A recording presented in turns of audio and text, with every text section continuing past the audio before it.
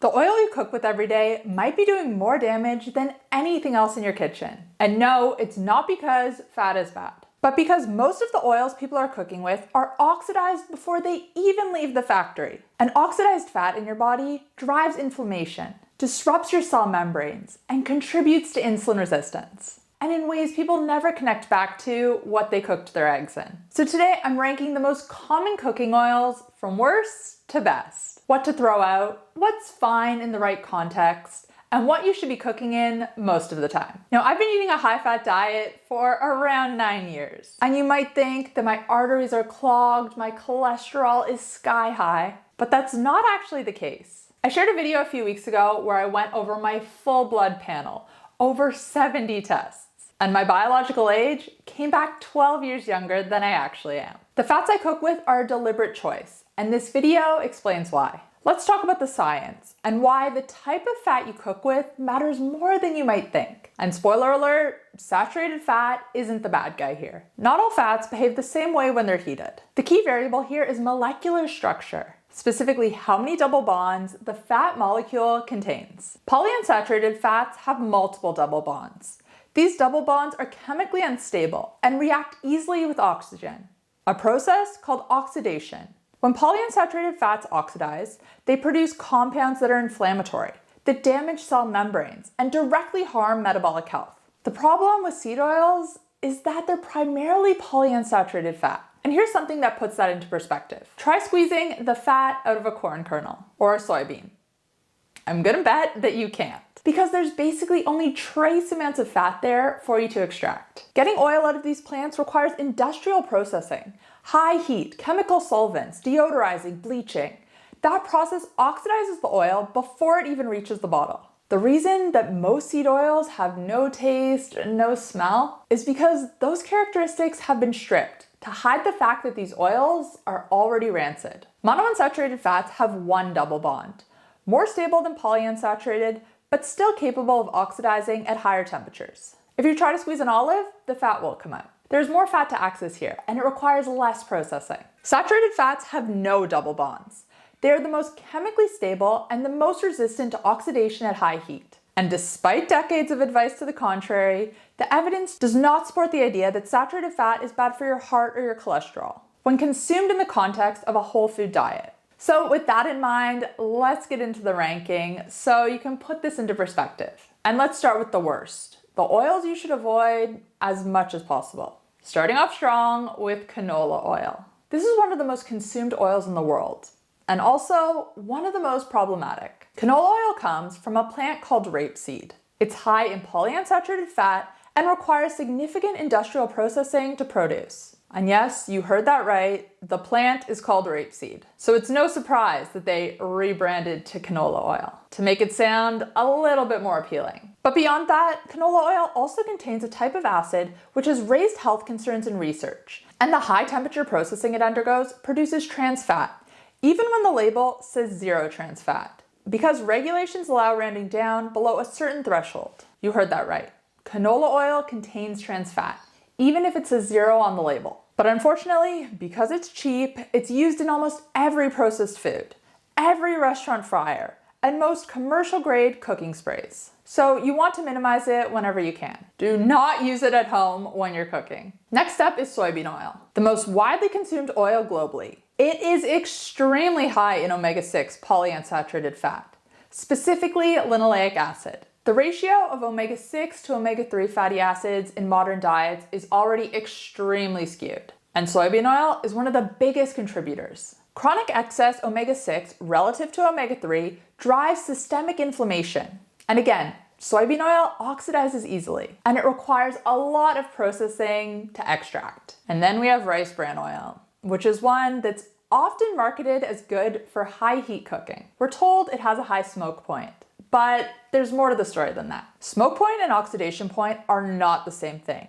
And this is a critical distinction most people miss. An oil can reach smoke point without oxidizing. And more importantly, an oil can oxidize way before its smoke point.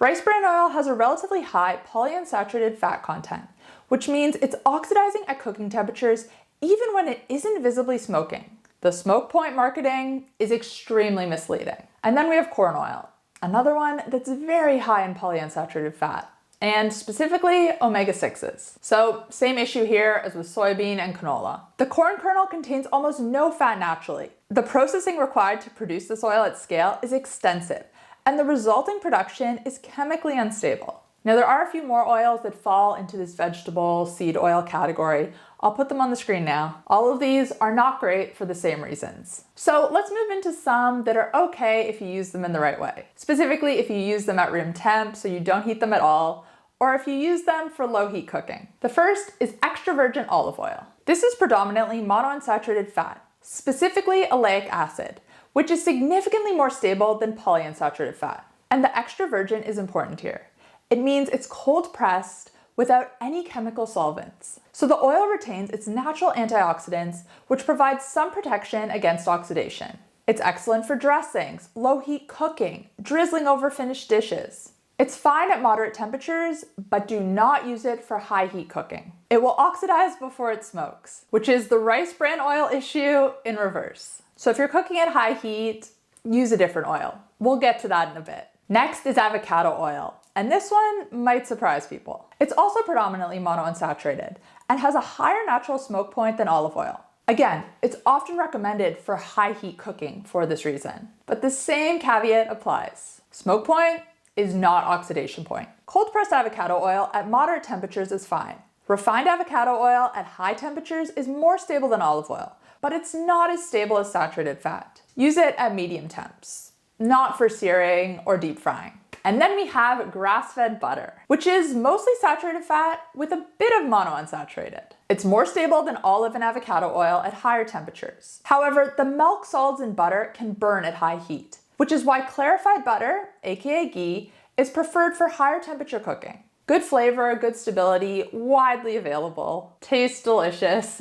Just use it at lower temps. And now let's talk about the best oils to use for cooking. Starting off with one we just mentioned, ghee. Ghee is clarified butter. The milk solids have been removed, which means a higher smoke point than butter, and no burning issue at higher temperatures. It's predominantly saturated fat, it's highly stable, and it's delicious. One of the best all-purpose cooking fats that we have. It's worth keeping in your kitchen permanently. Honestly, I use ghee all of the time. Cook your eggs in it and thank me later. And then we have coconut oil, which is over 90% saturated fat. It's the most stable cooking oil available from a plant source. The fact that it's solid at room temperature, just like ghee, tells us something about its stability. High heat, baking, frying, coconut oil handles all of it without significant oxidation. And a bonus is the medium chain triglycerides it contains. They have specific metabolic benefits I've covered elsewhere on my channel. And then we have tallow, which is rendered beef fat. This is predominantly saturated with some monounsaturated.